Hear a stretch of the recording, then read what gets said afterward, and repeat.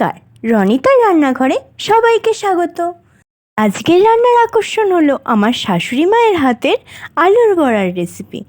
এই আলুর বড়া খেতে কিন্তু দারুণ লাগে, আর যদি হয় রবিবারের বিকালে চায়ের সাথে আড্ডাটা কিন্তু দারুণ জমে যাবে।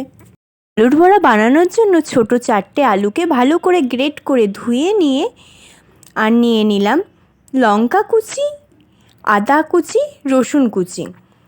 গ্রেট করে ধুয়ে রাখা আলুর মধ্যে বেসন, স্বাদমতো লবণ, হলুদ গুঁড়ো, লঙ্কা কুচি, আদা কুচি, রসুন কুচি দিয়ে বেসন দিয়ে অল্প অল্প করে মাখিয়ে নিয়ে সামান্য জল দিয়ে একটা ব্যাটার তৈরি করে গ্যাস অন করে কড়াই বসিয়ে কড়াইতে রিফাইন তেল দিয়ে তেলটা ভালো করে গরম হয়ে গেলে বড়াগুলো একে একে ছেড়ে দিয়ে উল্টে পাল্টে লাল লাল করে ভেজে নামিয়ে নেওয়া হলো। এই আলুর বড়া ঘরোয়া উপকরণেই হয়ে যায়, খেতেও খুব সুস্বাদু হয়। দেরি না করে রবিবারের বিকালে তাড়াতাড়ি বানিয়ে ফেলুন এই আলুর বড়া, খেতে দারুণ হয়।